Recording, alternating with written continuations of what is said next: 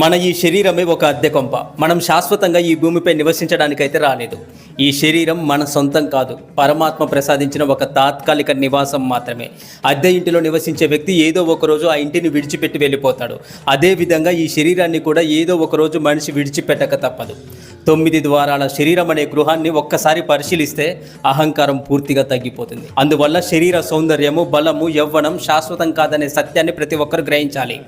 ఈ శరీరాన్ని నిలబెట్టుకోవడానికి ప్రతిరోజు ఆహారం అవసరం, నీరు అవసరం, విశ్రాంతి అవసరం, మంచి వస్త్రాలను ధరింపజేస్తాం, ఎంతో జాగ్రత్తగా సంరక్షిస్తాం.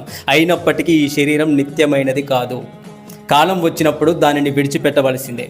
ఎంతటి సంపద ఉన్నా, ఎంతటి వైభవం ఉన్నా, ఎంత అధికారం ఉన్నా మరణాన్ని ఎవరూ ఆపలేరు.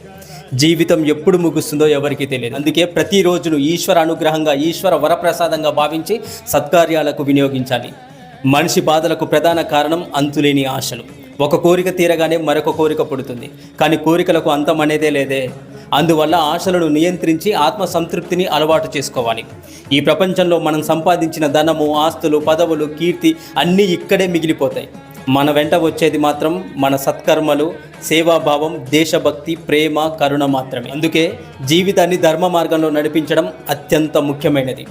భగవంతుని నామస్మరణలో జీవించిన వారికి మనశ్శాంతి, ఆత్మానందం, దైవానుగ్రహం లభిస్తాయి. మనం ఈ లోకానికి వచ్చినప్పుడు ఏమీ తీసుకొని రాలేదు, వెళుతున్నప్పుడు కూడా ఏమీ తీసుకెళ్ళలేము. మధ్యలో ఉన్న ఈ కొద్ది కాల ప్రయాణాన్ని భక్తితోనో, సేవతోనో, ప్రేమతోనో, ధర్మంతోనో గడిపినప్పుడే మానవ జన్మ ధన్యమవుతుంది. ఈ శరీరం తాత్కాలికం, ఈ ప్రపంచం అనిత్యం, ఈ సంపదలు క్షణభంగరం.